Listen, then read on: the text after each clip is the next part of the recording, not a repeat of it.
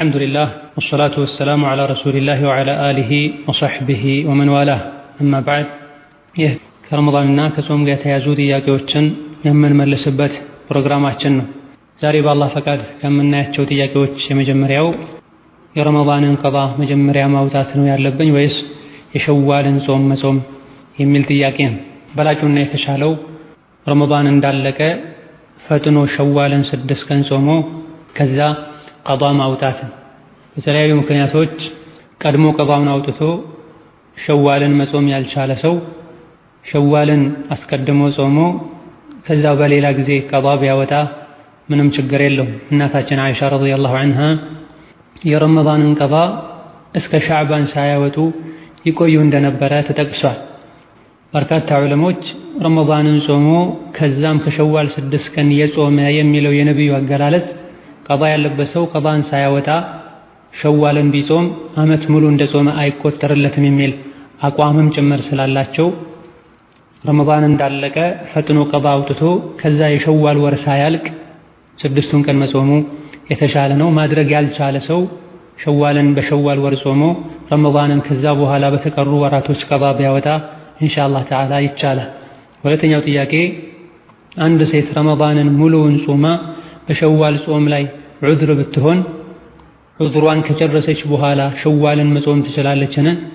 ዑድሩ ያለቀው ወይም የወር አበባ ደሙ የቆመው የሸዋል ወር ሳያልቅ ከሆነ ነዓም ሸዋልን መጾም ትችላለች።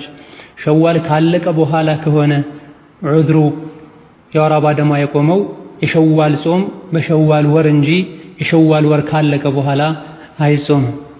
ሶስተኛው ጥያቄ ሊፕስቲክና ኩል መቀባት ጾምን ያፈርሳልን? ሊፕስቲክና ኩል ተቀብቶ ውዱእ ማድረግስ ይቻላል ወይ የሚል ጥያቄ ነው። ኩልና ሊፕስቲክ መጠቀም ጾምን አያበላሽ። በተቻለ ያክል ከንፈር ላይ ሊፕስቲክ በሚደረግበት ጊዜ ወደ ውስጥ እንዳይገባ ጥንቃቄ ማድረግ፣ ቢገባ እንኳ እስካልተዋጠ ድረስ መግባቱ ብቻ ጾምን አያፈርስም። ኩልና ሊፕስቲክን ተቀብቶ ውዱእ ማድረጉን በተመለከተ ማንኛውም ውሃው ወደ ቆዳችን ውስጥ እንዳይገባ የሚያደርግና በውሃ ማይወገድ ነገር ከሆነ እሱን ተጠቅሞ ውዱእ ማድረግ አይቻልም። ውሃ ሲነካው የሚሄድና ውሃ ወደ ውስጥ ወደ ቆዳችን እንዳይገባ የማያደርግ ነገር ከሆነ እሱን ተጠቅመን ውዱእ ብናደርግ ምንም ችግር የለው። አራተኛው ጥያቄ ከፊሌ ለ3 ዓመታት ያክል እኔን ሳይነግረኝ ዘካተል ፍጥር አውጥቶልኛል፣ የ3ቱን ዓመት መክፈል እችላለሁን የሚል ጥያቄ ነው። እሱ እንደሚያወጣ መጀመሪያ አሳውቆ አሊያ ደግሞ በተለምዶ ለሰራተኞቻቸው የሚያወጡ መሆኑን መሰረት በማድረግ ከፊሉ እንደሚያወጣ በማወቅ እሱ ያውጣልኝ ተብሎ ዝም ተብሎ ከሆነ ያወጣው ምንም ችግር የለውም፣ ይቻላል። እሱ ከፊሉም ያውጣ አያውጣ ሳያውቁ እንደዚሁ በግዴለሽነት ተትቶ ከሆነ እሱ ያወጣው ነዓም ያለፉትን የ3 ዓመቶችን ዘካተል ፍጥር መክፈልና ማውጣት ግዴታ ይሆናል። ዘካተል ፍጥር ያንዳንዱ ጾመኛ ራሱ ሊያወጣው የሚገባ የሰደቃ አይነት ነው። የቤተሰብ ኃላፊ የሆነ አባት እሱን ተክቶ ቤተሰብን የሚመራ ሰው በእሱ ስር ለሚተዳደሩ ሰዎች ዝም ብሎ ቢያወጣ ችግር የለም።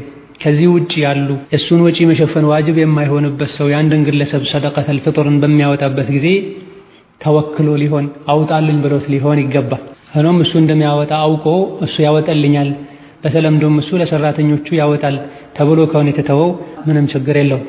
አምስተኛው ጥያቄ ዘካ የሚወጣለት ብር ነበረኝ፣ የ85 ግራም ወርቅ ዋጋ የሚነግረኝ አላገኘሁም። ስለዚህ እኔ ሀገር ለመግባት ስላሰብኩ ስገባ ዘካውን እዛው ማውጣት እችላለሁን የሚል ጥያቄ ነው። ዘካ ዓመት እንደሞላው ፈጥኖ ማውጣት ተገቢ ነው። በተለያዩ ምክንያቶች ለ1 ወር ለ2 ወር ቢቆይ ችግር አይኖርም። እዚህ ላይ የተነገረው ምክንያትም ይሁን ሌላ ምክንያት ኖሮ ሀገር ሲገቡ ቢያወጡ በጣም ረጅም ጊዜ ካልቆየ ችግር አይኖርም። የ85 ግራም ወርቅ ዋጋ ማወቅ አለማወቁን በተመለከተ በወርቅ ዋጋ ሳይሆን የሚሰላው በላጩ በብር ዋጋ ነው የሚሰላው ብለናል። 595 ግራም ብር መግዛት የሚችል ገንዘብ ያለው ሰው ዘካ ማውጣት ይጠበቅበታል። ባለንበት ጊዜ እንዲህ አይነት መረጃዎችን ማግኘት መንገዱ እጅግ በጣም ቀላል ነው። ግድ ገበያ ሄዶ መጠየቅ ብቻ ማለት አይደለም። በየጊዜው ኔት ላይ የወርቅና የብር ዋጋ ይለቀቃልና እዛ ላይ ፈልጎ ማግኘት ይቻላል። እነዚሁ ከተለያዩ ሰዎችም መረጃ ማግኘት ይቻላል። በምንም መልኩ ማግኘት ያልቻለ ሰው ዘካውን ማውጣት የሚችልበትን ገንዘብ እስኪያገኝ ድረስ ሁኔታ እስኪመቻችለት ድረስ የተወሰነ ጊዜ ቢያዘገይ ችግር የለው። አምስተኛው ጥያቄ የ6 ዓመት ዘካተል ፍጥር አለብኝ ለቤተሰቦቼ ብሰጥ ይቻላልን?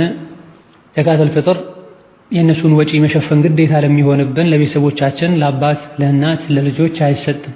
የእነሱን ወጪ መሸፈን ግዴታ ለማይሆንብን ሰዎች ዘካተል ፍጥር የምንሰጥ ችግር የለው። በጥቅሉ የእሱን ወጪ መሸፈን ዋጅብ የሚሆንብንና ሲሞት የሚወርሰን ለሆነ ሰው ከዘካ ሳይሆን ችግሩን የምንቀርፍለት ካለን ከጥሬ ገንዘባችን ልንሰጠው ይገባናል። ካለን ገንዘብ መስጠት የማንችልበት ሁኔታ ካለ እነሱም በጣም ከተቸገሩና አማራጭ ካጡ መስጠት እንደሚቻል አንዳንድ ዑለሞች ገልጸዋል። 7ኛው ጥያቄ ከፊሎቼ እኔን ሳይነግሩኝ ዘካተል ፍጥር ያወጡልኛል። እስከዛሬ እነሱ ያወጡልኝን ምን ማድረግ አለብኝ የሚል ነው። ይህ ከላይ ቁጥር 4 ላይ ተመሳሳይ በሆነ ጥያቄ ተመልሷል። 8ኛው ጥያቄ እኔ ባለማወቅ የዘካተል ፍጥርን አውጥቼ አላውቅም። አሁን ነው ግዴታ መሆኑን ያወቅኩት። ያለፉትን ዓመታት ምን ማድረግ ይጠበቅብኛል ወይም ምን ማድረግ ነው ያለብኝ የሚል። አንድ በሸሪያ ግዴታ የሆነ ነገር እኛ አለማወቃችን ግዴታነቱን አያስቀረው። ቢበዛ ባለማወቅ ይሄን ግዴታ በመተዋችን ነው ማንቀጣው። በመሆኑም በመቀጠል ግዴታ የሚሆነው በመቀጠል የሚጠበቅብን ያለፉትን ዓመታት ቆጥሮ ዘካተል ፍጥሩን ማውጣት። ባለማወቃችን እስከዛሬ ለምን አላወጣህም ተብሎ መወቀሱና መቀጣቱ ይቀራል። ግዴታ የሆኑ ነገሮችን እንዴት አላወቅም? ማወቅ፣ መማር፣ መጠየቅ ይጠበቅብህ ነበር ተብሎ መጠየቁ ሊኖር ይችላል። ምክንያቱም ዲናችንን ሙሉ የሚያደርጉ ከጾማችን ከሶላታችን ጋር የተያያዙ ዋጅብ የሆኑ የትምህርት አይነቶችን መቅሰምና መማር የእያንዳንዱ ሙስሊም ግዴታ። 9ኛው ጥያቄ ባለቤቴ ሪያድ ነው ያለው፣ እኔ ደግሞ ጀዳ ነው ያለሁት። እናም እኔ ጋር አርፎ አብረን ዑምራ ለማድረግ አስበን ነበርና ባለቤቴ ኢሕራም የሚያደርገው ከየት ነው ይላል። ማንኛውም ሰው እሱ ረግጦት ከሚያልፈው ሚቃት ነው ኢሕራም የሚያደርገው። ሪያድ የሚኖር ሰው ከሪያድ ተነስቶ የወጣው ዑምራ ለማድረግ ከሆነ ንያው የሪያድ ሰዎች ኢሕራም ከሚያደርጉበት ቦታ ሐርሞ ይሄዳል። ጀዳ ገብቶ ማረፍ ከፈለገ ኢሕራሙን ሳይፈታ ኢሕራም ላይ ያለ ሰው የሚከለከላቸው ነገሮችን እንደተከለከለ ጀዳ ላይ አርፎ ባለቤቱን ቤተሰቦቹን ይዞ ወደ መካ ማምራት ይችላል እንጂ ከሪያድ ሲነሳ ወይም ካለበት ቦታ ሲነሳ ዑምራን ነይቶ ከመነሳቱ ጋር የሪያድ ሰዎችን የሚቃት ቦታ ረግጦ ማለፍና ጀዳ አርፎ ከጀዳ ሰዎች መነየት አይችልም። 10ኛው ጥያቄ ሐይድ ከጨረስኩ በኋላ እስከ 10 ቀን ድረስ ያለማቋረጥ ፈሳሽ ይፈሰኛል። ሶላት እየሰገድኩ ስለሚፈስ ሶላቴን አቋርጬ ድጋሚ ውዱ አድርጌ መስገድ ነው ያለብኝ ወይስ ሶላቴን መቀጠል ይላል። የወር አበባ ደሙ መቆሙን ሙሉ በሙሉ እርግጠኛ ከሆንሽ የመጥራት ምልክት ከታየ በኋላ የሚወጣ ፈሳሽ አይጎዳም። ውዱን በተመለከተ ይህ ፈሳሽ የተፈጥሮ ከሴት ልጅ ማህፀን የሚወጣ ፈሳሽ መሆኑ ከታወቀ ምንም ችግር የለው። ፈሳሹ ተፈጥሯዊ ፈሳሽ አለመሆኑ ከተረጋገጠ የሶላት ወቅት ሲገባ እስትንጃና ውዱ አድርጎ ሶላት መስገድም የሰገዱ ሳለ ለሚከሰተው ነገር ከአቅም በላይ ከመሆኑ አንፃር ምንም ማድረግ አይቻልም። አላህ ተባረከ ወተዓላ የቻላችሁትን ያክል አላህን ፍሩ ነው ያለው። ለዚህ ተብሎ ሶላትም አይተውም። እንደዚሁ ደግሞ ሶላት ውስጥ ሆኖ በፈሰሰ ቁጥርም ሶላት አቋርጦ መሄድ ግዴታ አይሆንም። ከተቻለ ያክል መቆጣጠሪያ ተደርጎ ሶላት ይሰገዳል። 11ኛው ጥያቄ ሶላት በምሰግድበት ጊዜ ፀጉሬን ለመሸፈን ስል ግንባሬን እሸፍናለሁ፣ ይህ እንዴት ይታያል? ሶላት ሲሰገድ ግንባር ግልጥ ሆኖ መሬትን መንካት መቻል አለበት። ሴት ልጅ ፀጉሯን ለመሸፈን የምታደርገው ጥረት ግንባሯን ሙሉ በሙሉ የሚሸፍን መሆን የለበትም። ስለዚህ የፀጉርን መገለጥ በማያስከትል መልኩ ትንሽ ወደ ላይ ከፍ ማድረግ ይጠበቅብሻል። ይሄን የምንለው ባዕድ ወንድ ከሌለ ነው።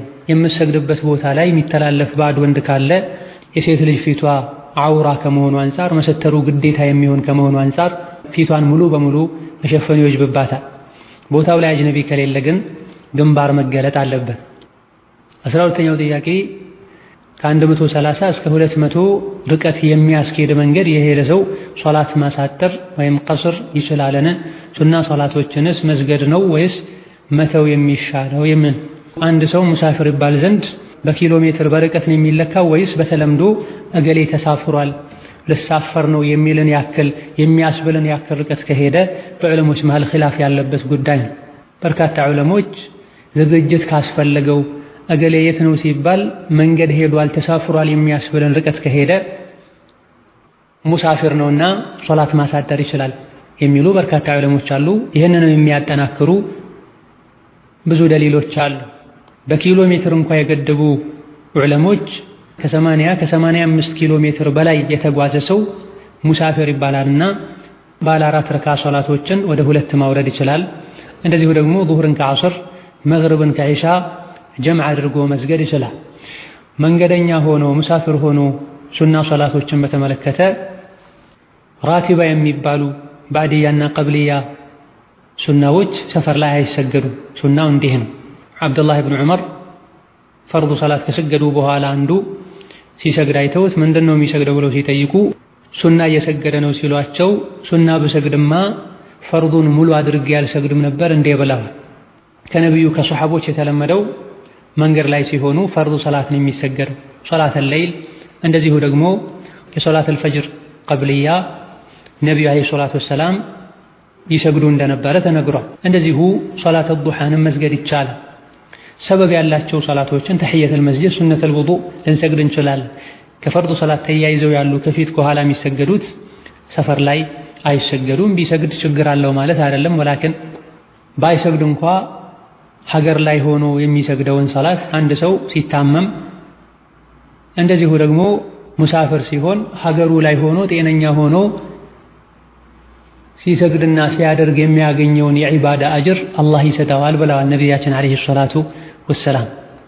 13ኛው ጥያቄ አዳን ካለ በኋላ ኢቃም ሳይል ሶላት መስገድ ይቻላል? የሚል መስጂድ ውስጥ ከሆነ ራቲብ ቋሚ የሆነ ኢማም ያለው መስጂድ ላይ ኢማሙ ሳይመጣ ኢማሙ ሳያሰግድ ኢቃም ብሎ መስገድ ተገቢ አይደል።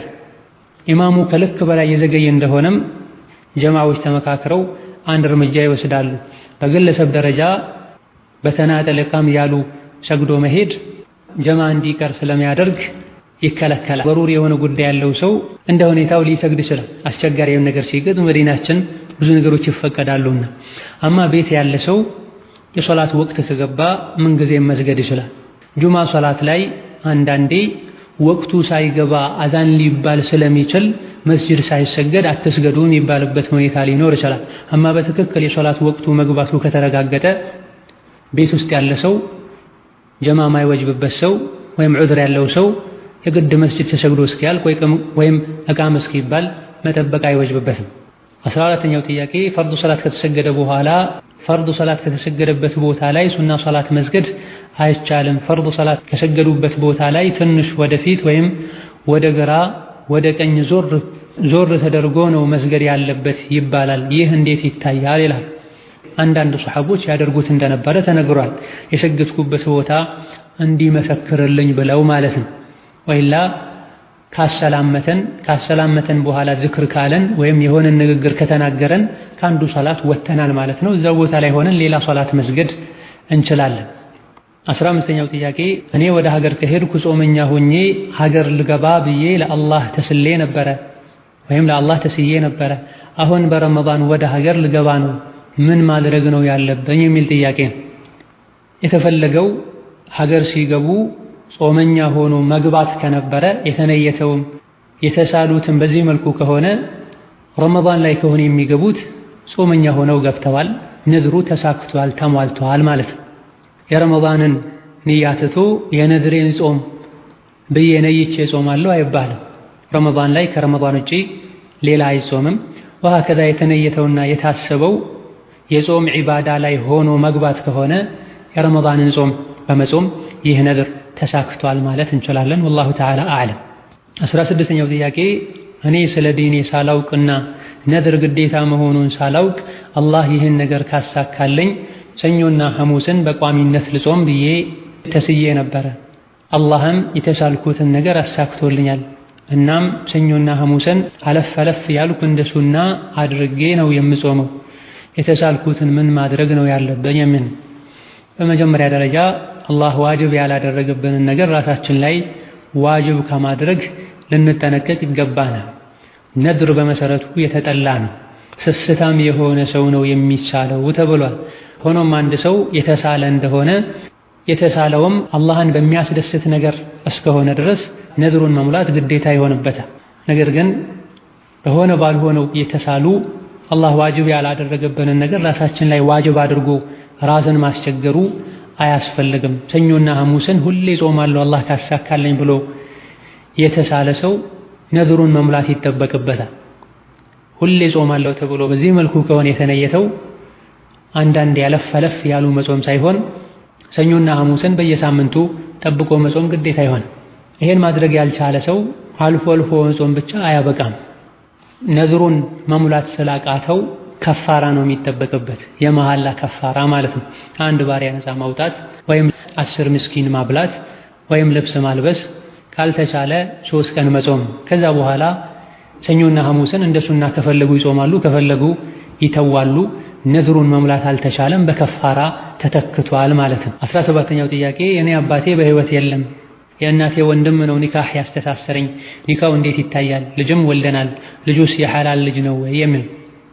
ኒካህን በተመለከተ እጅግ በጣም ጥንቃቄ ያስፈልጋል። ሐራም የሆነችን ሴት ለአንድ ወንድ ሐላል ማድረግ ነው።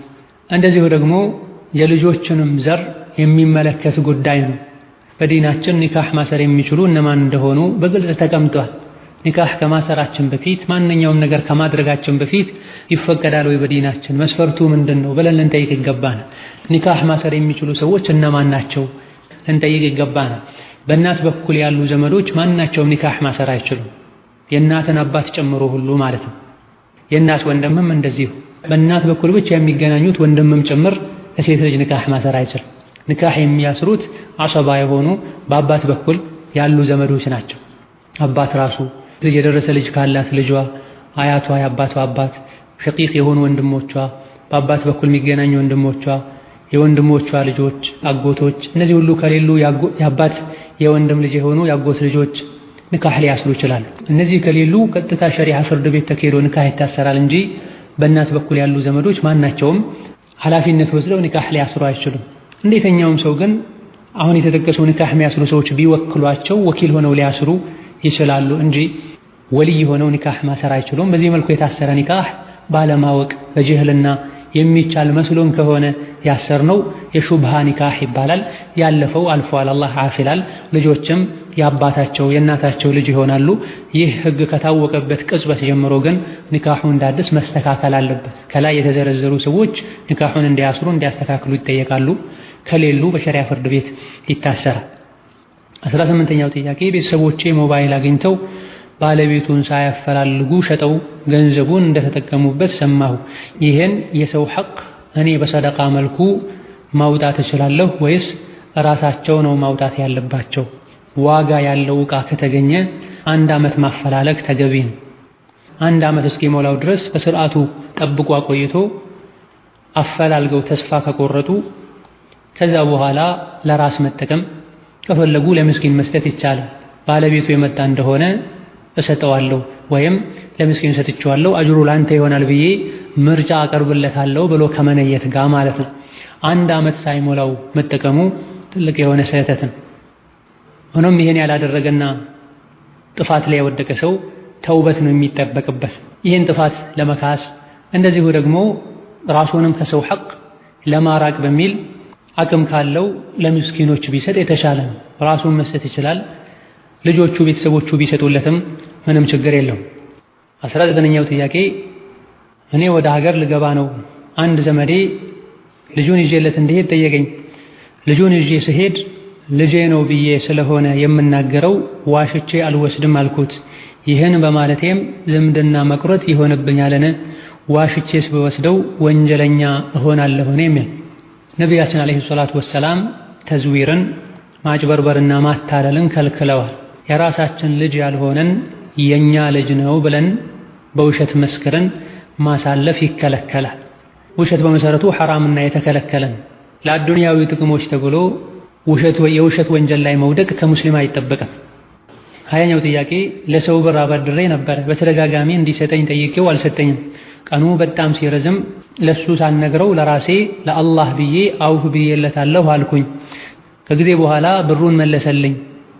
አውፍ ካልኩት በኋላ ብሩን መቀበሌ እንዴት ይታያል? ወይስ ለሱ መመለስ ነው ያለብኝ? የሚል አፍ ካሉና ከነየቱ በኋላ አለመቀበሉ የተሻለ ነው፣ ተመራጭ ነው።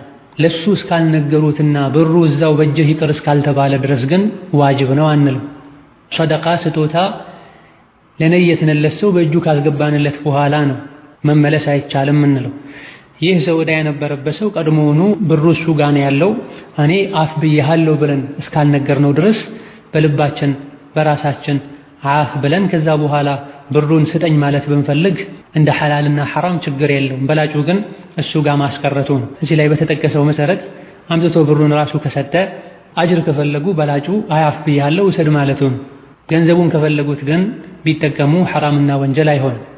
የመጨረሻው ጥያቄ ከሰው የኢትዮጵያ 800 ብር ተበድሬ ነበረ። የተበደርኩት ሰው ላኪ እያለ በተደጋጋሚ ሲጠይቀኝ ደሞዝ ስቀበል 1000 አድርጌ እሰጥሃለሁ ትንሽ ታገሰኝ አልኩት። 200 ብር በመጨመሬ ወለድ ይሆናልን?